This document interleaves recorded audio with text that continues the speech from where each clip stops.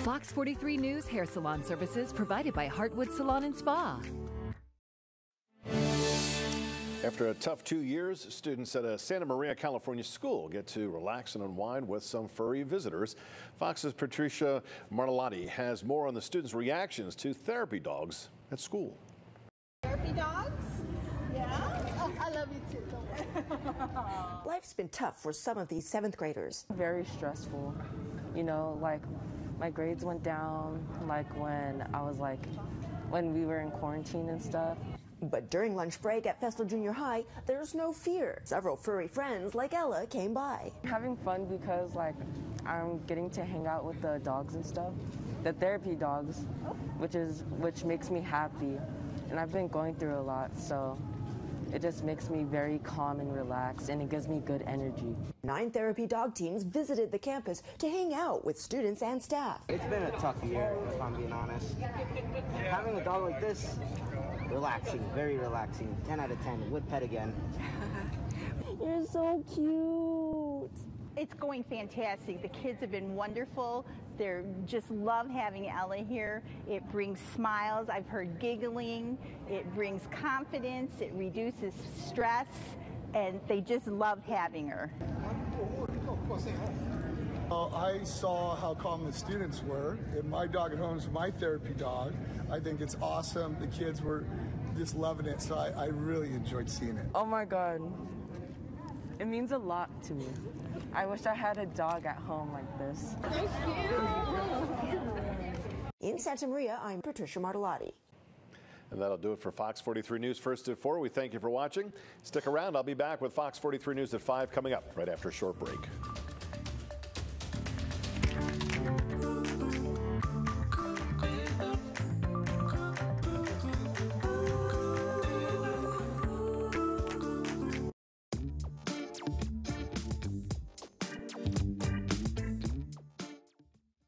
Difference that you can trust. It's a whole new game.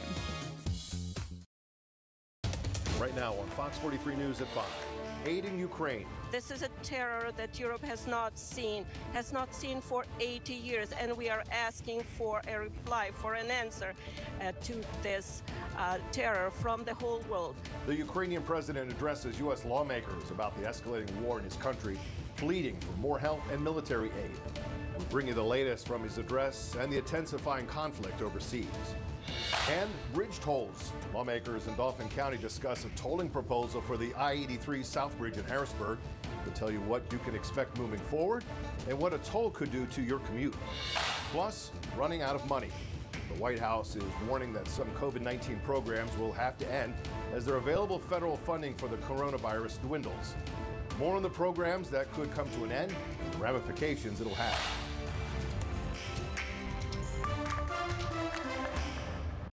Right now, the destiny of our country is being decided. The destiny of our people, whether Ukrainians will be free, whether they will be able to preserve their democracy. First at 5, Ukrainian President Volodymyr Zelensky addressing the Congress today as the ever-escalating war in his country nears the 3-week mark. Thanks for joining us this evening. I'm Evan Forrester.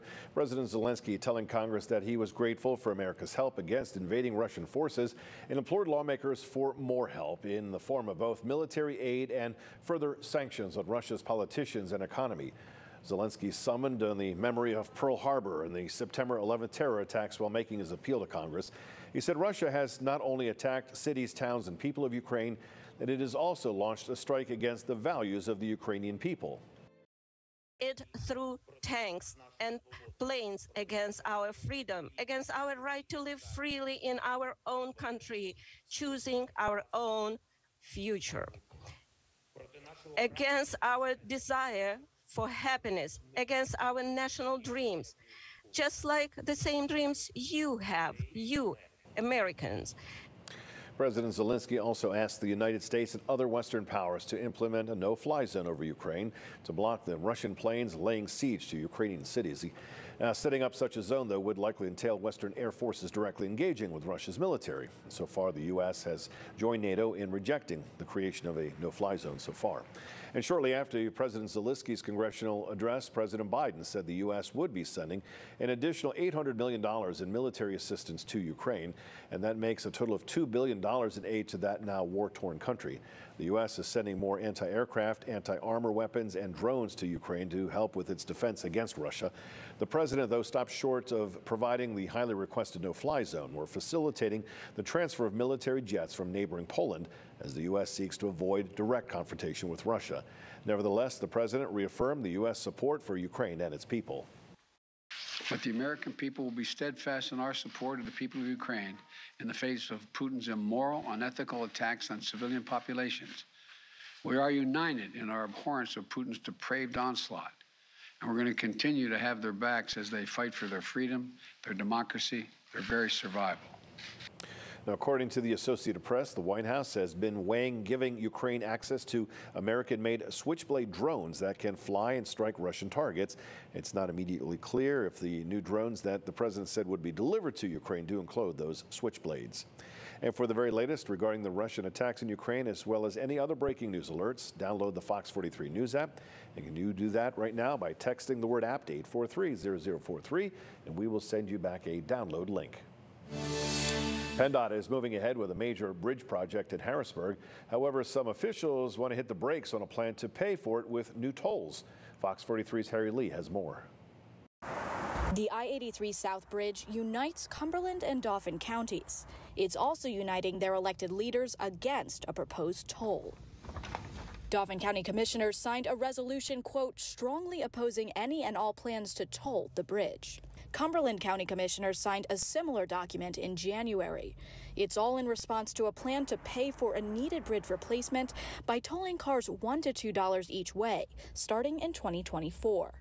Officials say the toll would disproportionately burden locals. This toll, in my opinion, will yet be another cost that triggers workers to opt into telework versus coming and working in the downtown, supporting our small businesses. Okay. Darlene Jackson of Shipoke is worried about added congestion on other bridges, though she admits she'd probably be part of it. So now I'll have to take the Beltway to get around rather than the shortcut, definitely. But that's disheartening, definitely. Officials are calling to pay for the bridge with federal COVID relief funds. The bridge needs to be fixed, and we need to invest in infrastructure, but let's use some of that federal money. They're also supporting a bill in the legislature that could force PennDOT to redo their funding proposal. It's already passed the House and is awaiting passage of amendments in the Senate before heading to the governor's desk. You know, the governor a couple weeks ago called for a suspension of the federal gas tax to give relief to the people of Pennsylvania. This would be one way to give the people relief as well. Harry Lee, Fox 43 News. And Cumberland County officials continue to oppose the bridge toll as well. County commissioners voted unanimously today to join the litigation against PennDOT, requesting a stop to the toll plan. The board says tolls would be, quote, catastrophic to residents, businesses, and local roadways in both Cumberland and Dauphin counties.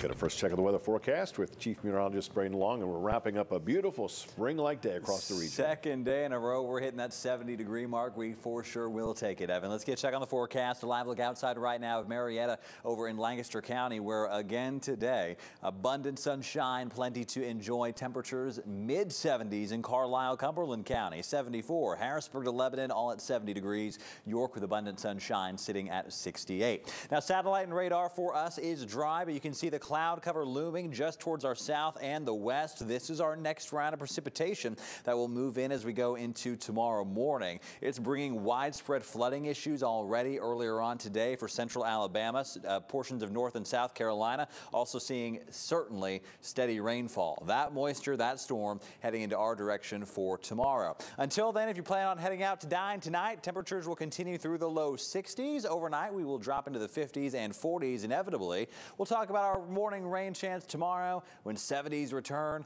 and you're going to just get a little bit of everything as we head into the weekend. That and more coming up in just a few minutes. Well, options for protection from COVID could soon be expanding, with at least one drug maker floating the idea of another vaccine dose. Pfizer is widely expected to ask the feds this week for authorization to give senior citizens a fourth dose of its COVID-19 vaccine. If the FDA and CDC both approve, it would be available only to those over age 65, and the company's CEO predicts the fourth shot will eventually be needed for the general public as well, because the three-dose regimen loses its effectiveness as time passes. We're protecting very well against hospitalizations and death, not as well against infections, but also wanes quite rapidly, doesn't last long. The booster plan comes as a new Omicron subvariant labeled BA2 is causing a big spike in cases around the world. The variant also is spreading quickly here in the U.S. The CDC, in fact, is reporting the subvariant now makes up about 25% of all cases in the U.S., prompting the White House to plead for more money from Congress, or they claim COVID readiness programs will cut starting next week. Treatments for immunocompromised, providing free tests and masks, providing free boosters and vaccines. Those will impact millions of Americans. The White House says it needs about $22 billion from Congress to keep its COVID response programs up and running. And later this hour, with that money running out for federal COVID-19 funding, how will it affect people here in South Central PA? We'll take a look into the programs that could be eliminated and what that means for the ongoing battle with the coronavirus across Pennsylvania. Around the nation this evening, a restaurant in Minneapolis is closed indefinitely after a University of Minnesota bus crashes into it. Fox's Bab Santos has reaction from the university. Next to the University of Minnesota's West Bank campus, Acadia Cafe was blindsided on Tuesday when a campus connector bus came plowing into the restaurant. I don't really know how to wrap my head around it right now. They don't prepare you for that. Katie Essler is Acadia's general manager. My bartender called me a little bit after noon and told me there was a bus in the dining room. Details about what happened are scarce, but everyone involved walked away uninjured.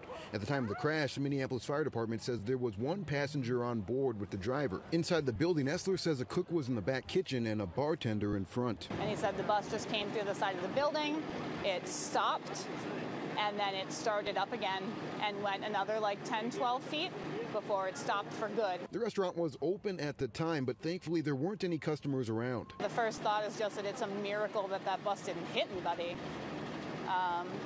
Second thought is that there's going to be a lot of paperwork. Her thoughts are also with people living above the restaurant who have now been displaced.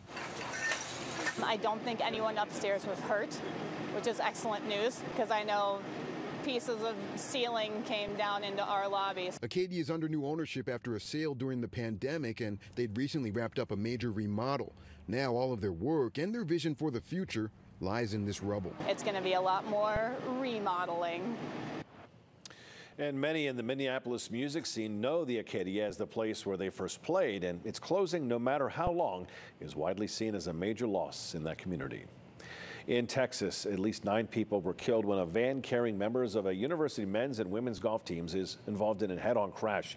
That happened late last night in Andrews County, Texas, near the border with New Mexico. A pickup truck crossed the center median and hit the van head-on. The van was carrying members of the men's and women's golf teams from the University of the Southwest.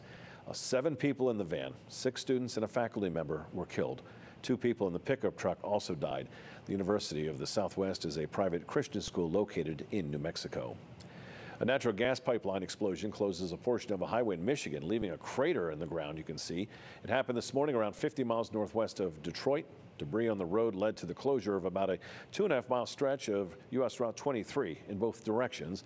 No reports of any injuries this evening, and still no word on what caused the blast. Democrats and Republicans rarely agree on things, but a rare agreement over an issue impacting every American, as you may still be catching up on sleep from daylight saving time. And as Fox's Madeline Rivera reports, the Senate voted to approve a measure which would make it permanent, meaning no more changing your clocks twice a year. In a rare moment of bipartisanship, liberal Democrats from the Northeast, conservative Republicans from Florida, coming together. Senate lawmakers overwhelmingly agree the time has come to end the practice of setting clocks an hour back in the fall, unanimously passing the Bipartisan Sunshine Protection Act Tuesday. We have just passed the bill to end the return from daylight savings time to make daylight savings time permanent. The ritual of falling back in the U.S. started in 1918 during World War I as a way to conserve fuel. But times have changed. Lawmakers are citing the benefits of having more daylight. We've seen decreases in child obesity, a decrease in seasonal depression. As health experts warn about the downsides of losing even an hour of sleep every year. The American Academy of Sleep Medicine supports a year-round fixed national clock. This chronic sleep deprivation, it's only made worse by having one less hour of sleep. The U.S. has tried to ditch switching time before. In fact, at least 18 states have already passed laws or resolutions to permanently switch to daylight saving time. But they can't adopt the changes until federal law changes. Many hoping there's momentum behind Congress's initiative this time around. I wish we could just have one time, you know? The bill would allow Hawaii and Arizona, which do not observe daylight saving time, to remain on standard time.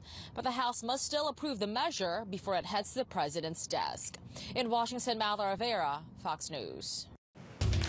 Well, you've got about a month or so left to file your tax returns, and some people are still wondering what it means for their cryptocurrency purchases. Our Verify team finds out if some people may be paying an even bigger tax bill. Still to come.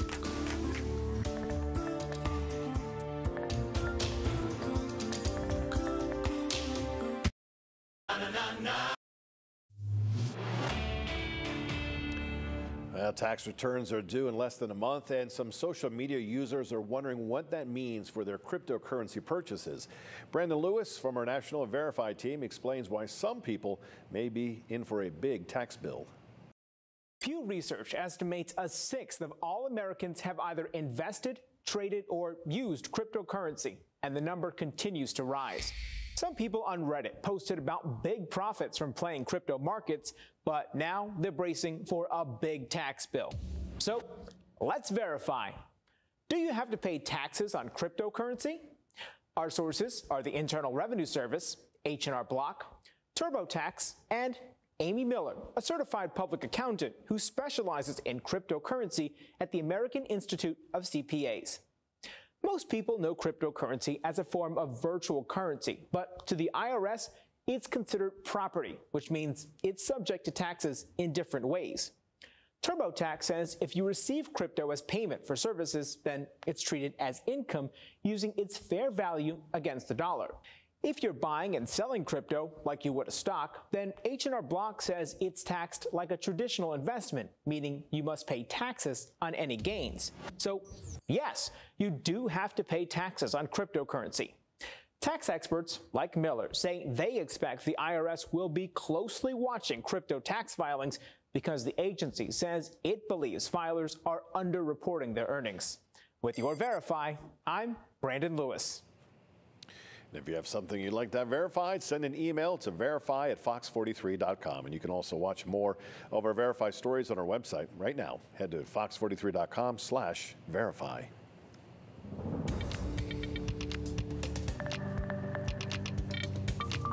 Wrapping up a beautiful day across South Central Pennsylvania today, Braden.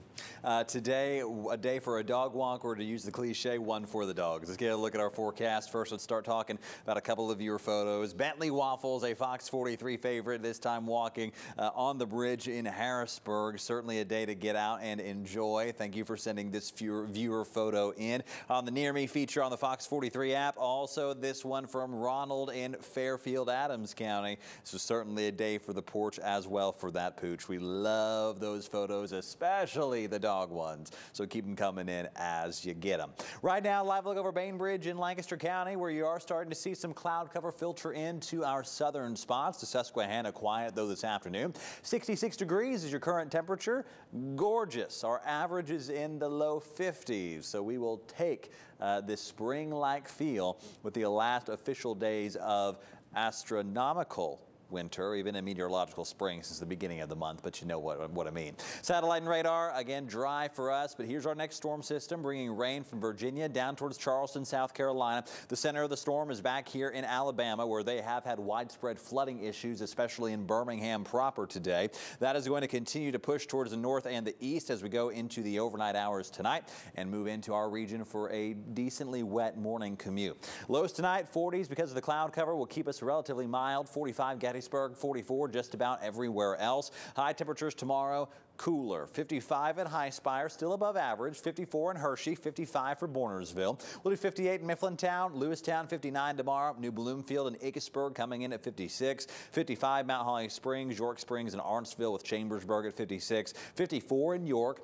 3 o'clock in the afternoon, we're picking up on our eastern counties being a little cooler because they will have the higher likelihood of seeing some early afternoon rain. 53 in Ephrata and Lancaster. Futurecast overnight tonight, 12:30, cloud cover filtering on in, maybe a couple of sprinkles as far north as Hunt Valley or Cockeysville. Then as you come into our region very quickly, 1 a.m., 2 a.m., we're going to start seeing shower activity during the morning commute. Shouldn't be anything crazy, but light showers, maybe add 3, 4, 5 minutes to your morning drive as you go out to work Thursday. We'll continue into the early afternoon. Again, the heaviest cloud cover will be the further east you go with a pretty sharp dividing line. So I think York and to the east will be a bit cooler than everyone else tomorrow as the sun sets. Then Friday, we are dry. Next rain chance, that comes in on Saturday, but between now and then, we're going to have a gorgeous end to the work week. So St. Patrick's Day is in the 50s, right at 57 degrees. 73 on your Friday. Gorgeous, very warm end to the work week. 68 with that shower chance on Saturday. I'll talk more about that and have a look at next week in the 7-day coming up just a few minutes.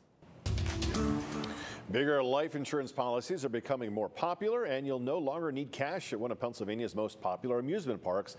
Those stories and much more coming up in today's Consumer Headlines. Fox 43 News at 5. We'll be right back.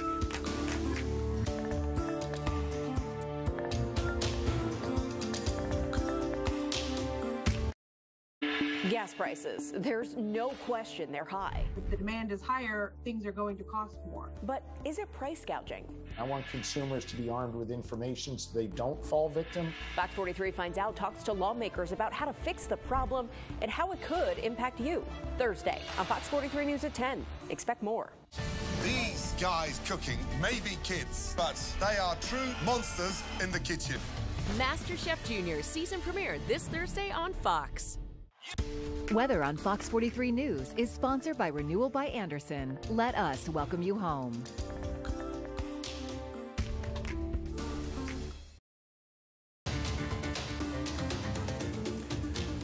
More people are buying life insurance with bigger policies, and Hershey Park prefers the plastic. Here's Fox 43's Jackie Dutori with your Consumer Headlines. Hershey Park will open for springtime in the park in just a few weeks, and when it does, make sure you bring your credit card. According to the Hershey Park website, cash payments will no longer be accepted. The park accepts all major credit cards, debit cards, and Hershey Park gift cards. You can also use Apple Pay, Samsung Pay, and Google Pay. If you forget, though, cash can be converted to prepaid debit cards inside the park. Life insurance purchases jumped 20% in 2021, and experts think it's because people feared COVID-19 related deaths. 2021 saw the biggest year-over-year gains since the 1980s, and the average size of policies also increased. Remember CDs? They're apparently making a comeback. The Recording Industry Association of America says physical CD sales grew by more than $100 million from 2020 to 2021. It's still nowhere near the prime at the turn of the new millennium, which, by the way, is also the name of the Backstreet Boys album that I definitely still have in CD form. Now the question is, do people still have CD players? I still have one in my car, but does anyone else? If you have a consumer story or scam you want me to look into, Fox 43 wants to find out. Let me know. Email fox43findout at fox43.com or join the Fox 43 Finds Out group on Facebook. With your Consumer Headlines, I'm Jackie Dutori. Well, gas prices are down from their record high, but Americans are still rethinking their travel plans with hotel costs and airfare on the rise. Fox's Jeff Locke has more on the current state of the oil industry. Americans getting some relief at the pump. According to AAA, the national average for a gallon of gasoline dipped slightly to $4.30 today. We're going to need to be looking at ways that we can be using less right now. How can we be driving less? As for the cause, the price of oil dropping below $100 a barrel this week as Russian and Ukrainian officials continue their negotiations. But for people traveling for spring break, it's not just gas prices they're worried about. According to Hotels.com, hotel room costs up by about 20% for March and April, that compared to 2019. Airfares also climbing. At an investor conference on Tuesday, airline executives saying that they are seeing a surge in demand for travel, lifting fares by about $15 to $20 on a $200 ticket. Anytime there's an event like this, as one airline starts raising prices, everyone starts raising along because they try to stay together. In Wyncote, Pennsylvania, I'm Jeff Flock, Fox Business. Well, the Fed announcing an interest rate hike in an effort to tame the worst inflation since 1970. The Federal Reserve raising its short-term interest rate by 0.25% by the end of 2022 in hopes that that will curb the high inflation that has followed the pandemic's recession. However, some experts believe the rate hike will lead to higher loan rates for a number of consumers. The Fed also adding that Russia's invasion of Ukraine is likely to continue adding pressure on inflation and economic activity. Officials predict more rate hikes could happen in 2023 and could get as high as 0.5%. This is the first time the Fed has raised rates since December of 2018. The White House is running out of money when it comes to its federal COVID-19 programs, and if they don't get the money they need, they say they could all come to an end. Still to come this evening, we'll tell you how this could affect you in the battle with coronavirus here in the Commonwealth. And it's easier than ever to get the free Fox 43 News app. Just use your smartphone to scan the QR code on the left side of your TV screen. It's the best way to get breaking news, create a weather forecast for where you live, and you can use our app to watch our news broadcasts anytime with the in-app live stream.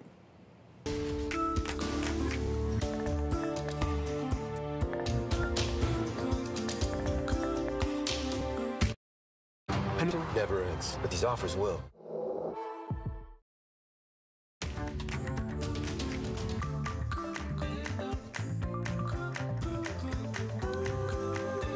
Another battle brewing in Washington regarding COVID-19 spending. The White House says it's running out of money for COVID-19 treatments, testing, and more. Fox 43's Madeline Cudahy is here to break it all down for us. Evan, that is correct. The White House slamming Congress as they failed to add $22.5 billion in a COVID-19 funding to broaden that government spending bill they passed last week. Now, the money is supposed to go towards a myriad of COVID-related issues, and if more isn't added, the country could be left vulnerable if another wave emerges. The U.S. is running out of money to battle COVID-19. The White House calling for an additional $22.5 billion from Congress to ensure COVID-19 funds don't run dry.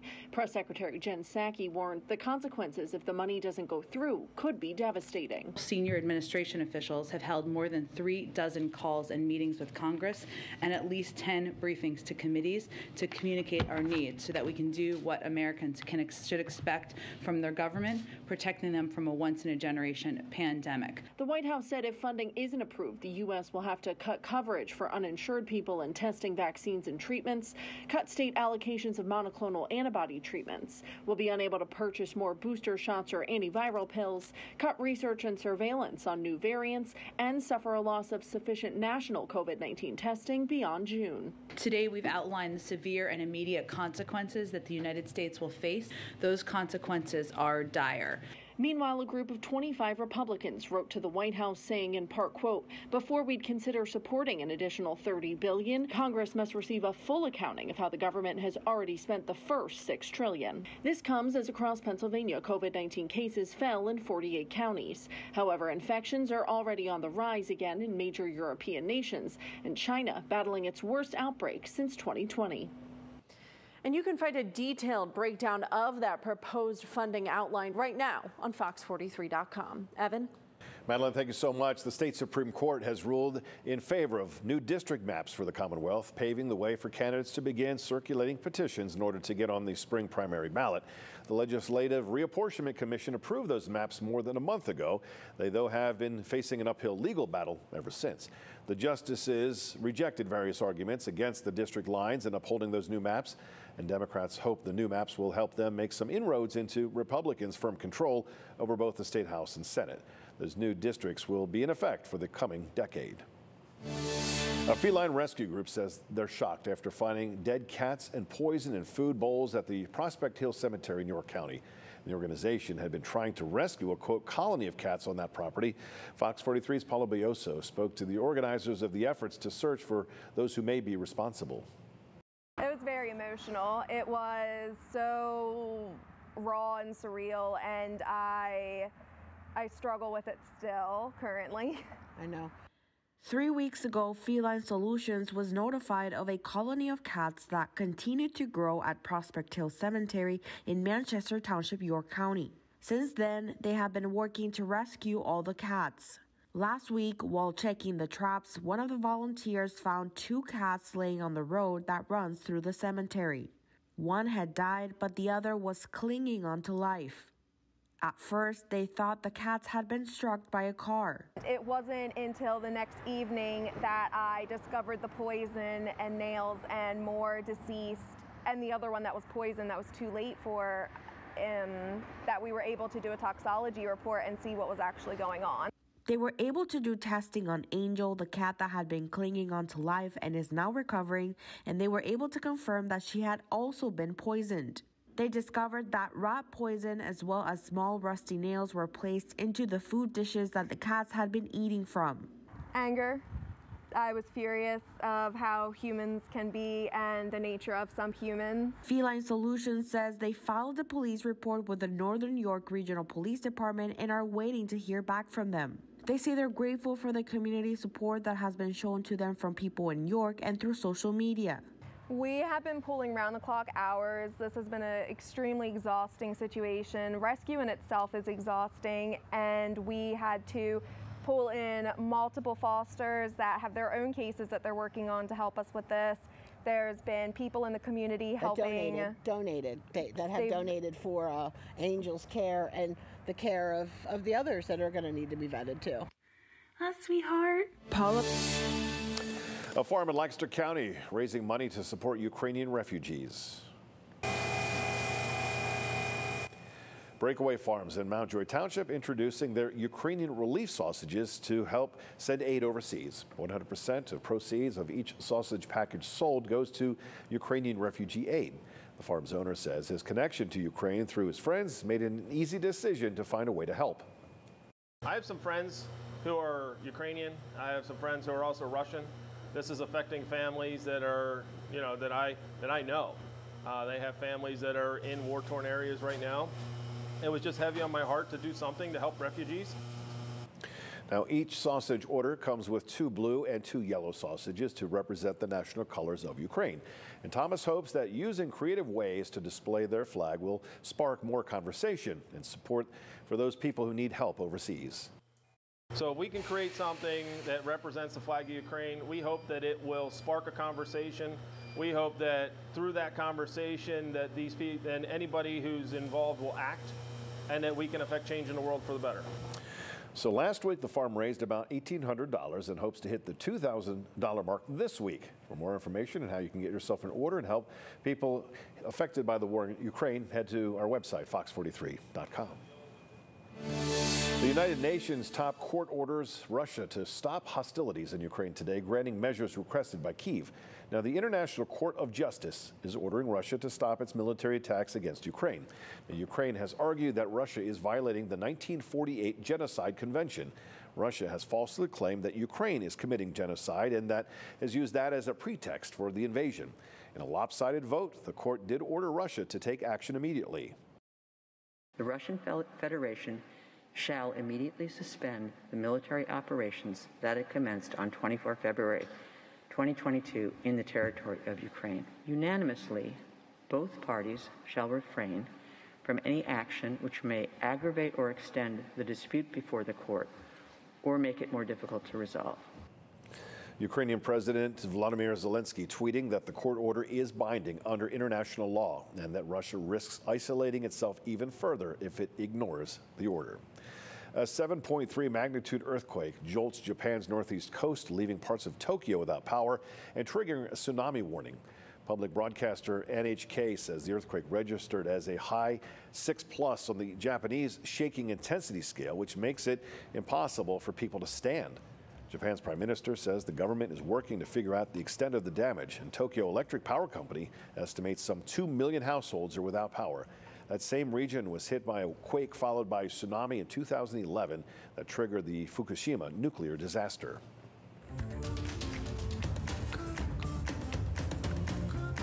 In health news this evening, a new study suggests that it's not necessarily what you eat, but when. Researchers found that the body processes certain foods better depending on time of day. After observing some 4,600 diabetic adults for 2 years, the research determined that avoiding processed foods at night could help you live longer. Additionally, eating carbs and potatoes earlier in the day can help with heart health. And researchers also recommend saving whole grains for midday and enjoying dairy and vegetables at night. Kids who spend more time at daycare may be more likely to have bad behavior. Researchers examined 1,300 school kids, parents, and teachers. The students were separated into groups based on the amount of time spent in childcare before starting kindergarten. The researchers found that kids who spent more time in a childcare program were likely to show signs of aggression, anxiety, depression, or even signs of ADHD in primary school. Now, some researchers claim the behavior could be an attempt at attention-seeking or bad habits picked up from other children. A massive facility built in the 80s as an experiment for sustaining life in outer space has since become a vital piece in the fight against climate change. Still to come this evening, a look inside Biosphere 2. Fox 43 is teaming up once again with the American Red Cross to help save lives, as our next blood drive is tomorrow, Thursday, March 17th at the York JCC, 10 a.m. until 5 p.m.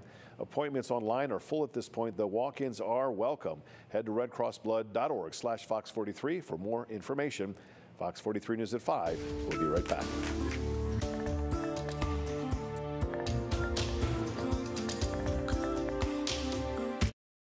There's not a lot to do in Flatch. Flatch, we love you! Flatch does have some colorful characters, but it's part of its charm. We're shooting. We're filming here. Welcome to Flatch, series premiere this Thursday on Fox. Now more than ever, your blood donations are needed. Make an appointment for the next Fox 43 blood drive at redcrossblood.org/Fox43. Folds of Honor Quick Trip 500, Sunday at 2:30 Eastern on Fox. The Lycans Valley Children's Museum in northern Dauphin County is holding an Under the Stars event this Friday, joining NASA in its nationwide celebration of the James Webb Space Telescope. The museum was selected as one of 500 sites across the nation to participate in NASA's celebration. The event will feature space-themed STEM and art activities, a special presentation about the Space Telescope, as well as stargazing with volunteers from the Astronomical Society of Harrisburg.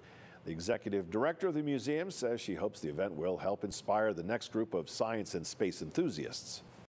That would be our big goal too, is that, I mean, at the museum, we always wanted to be, fun through learning, learning through play. And we just want it to be where they're engaged. They're picking up concepts of what the James telescope is going to be doing, but they're also, excited about space, want to go look at the stars. They want to, dig into it. The event will take place at Sweet Arrow Lake County Park in Pine Grove starting at 6 p.m. Friday. It's one of many events the museum does have planned for the summer. And to find out more on how you can participate, details are available right now on our website, fox43.com. Already starting to plan out the spring and summer adventures. It's hard not to whenever you have days like today. Let's get a check on the forecast. Live look outside right now of Marietta over in Lancaster County, where you can really see south of Route 30, if not approaching the turnpike currently. You're starting to see some cloud cover ahead of our storm system overnight tonight. Push on through. Right now, though, winds are still calm and we are plenty mild for your March 16th. 67 degrees out there in Marietta. We did the 78-degree mark for the second day in a row today. Unfortunately, tomorrow, we're going to put a bit of a damper on things. Southerly winds 5 to 15, but that is bringing in a little bit of moisture ahead of our next storm system. Temperatures tomorrow, as rain falls, cooler. We'll do mid to upper 50s for your Thursday. Comes roaring back as we go into Friday in the 70s. Saturday, more rain, and then a cool front passes, but we're still above average all 5 days of the next 5 anyway, and even really into the full 7-day as well. Satellite and radar, again, here the clouds starting to form on through really, as I mentioned, south of the Turnpike for the majority of the region currently. Rain centered back over here in Alabama. A lot of flooding issues in Birmingham today, up towards North Carolina and South Carolina. That's where the heaviest rain is currently falling, and that will migrate towards the north as we go into tonight and bring us those overnight rain chances. Until then, temperatures in Hershey, because of the cloud cover, will stay a bit more mild even later into the evening. 11 p.m. we're at 54 degrees. Overnight lows will be in the mid to upper 40s. Rain starts falling though during your morning commute, and it will continue into the early afternoon. So your St. Patrick's Day, unfortunately, again, cooler, still above average, and in the afternoon, 5 o'clock on St. Patrick's Day of all days, 5 o'clock important. We do look like we're going to be drying out as we head into tomorrow evening. Futurecast overnight tonight. 12:30, we're still dry. A few sprinkles will start, and certainly by 5, 6 a.m. we're seeing our first few showers. Shouldn't be any big deal. Light to occasionally steady rainfall will be likely through the morning. Heaviest in our eastern counties, especially as you go into the 1 p.m. time frame where you still may be seeing some. Out west, you'll be drying out. Very sharp line of cloud cover you see for tomorrow evening. Friday, we're dry. Temperatures return, abundant sunshine, we like it. Late Friday into Saturday, that's more rain. Sprinkling around midnight, starting to get a bit spotty as we head into the early afternoon, and it will continue as we head into the early afternoon as well, though trending a little drier. We'll give you some updates as we get closer to time. For tomorrow, rainfall amounts not particularly impressive. 1/4 inch, maybe pushing it a bit. Lancaster County, southern eastern York County may see just a touch more, 3.5 tenths or so. That's going to be about it. 57 again tomorrow, 73 Friday, 68 for your Saturday. First day of spring returns and is the coolest day of the forecast, but still we'll take it at 56. 60s return early next week with abundant sunshine to start off your Monday. Tuesday, pretty nice. Next round of showers after Thursday, of course, and after Saturday, of course, will be next Wednesday.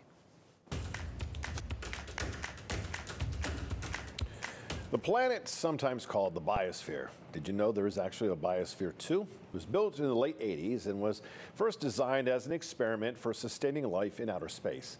Max Gordon is in Oracle, Arizona with more. This place is fascinating. It's the largest closed ecological system ever created, and the environment inside Biosphere 2 is very different from what you find out here in the Sonoran Desert. Now that's because it's all inside of this massive glass structure. Now it's almost virtually airtight. As you mentioned, it was originally designed to be totally self-contained. Biosphere 2 was originally built to see if humans could survive for long periods of time in a closed environment. 2 of these experiments ran in the early 90s, but both ran into trouble. In the first experiment, the crews suffered from a lack of oxygen and die-offs of plants and animals inside Biosphere 2. And during the second experiment involving humans living inside, the private company running this place was dissolved. Columbia University took it over for a time, and then eventually the University of Arizona took control. Nowadays, U of A runs experiments here, though none involving sealing up people inside Biosphere 2 like they did in the early 90s. Instead, most of the projects here are focused on solving the problems presented by climate change. Nobody has an experimental station that deals with environmental issues of this scale that can be either controlled or measured the way that ours is. Not only is there important scientific work going on inside Biosphere 2, but it's also made its way into pop culture. Remember the 1996 movie Biodome? Well, that was based off of Biosphere 2, and you can come out here to Oracle, Arizona and visit it yourself. It's open from 9 a.m. to 4 p.m. daily. In Oracle, Arizona, Max Gordon, Fox Weather. As the BA2 variant of COVID-19 continues to spread across the world, the COVID outbreak in China is impacting production of Teslas. The electric car company is suspending production at its Shanghai factory for 2 days. Employees and suppliers were told the plant plans to reopen on Friday. Now, it did not give a specific reason for the stoppage, though many cities in China have been locking down to contain China's largest COVID outbreak in 2 years. First day of the state swimming and diving championships, which local athletes go for the gold in the pool. And it's now Wayne Gretzky, Gordie Howe, Alex Ovechkin, and Cars. That's the list. How about we check out the grade 8 passing Jaromir Jagr for third most in goals in NHL history when we come back. Add Fox 43 weather to your Alexa flash briefing and stay weather smart.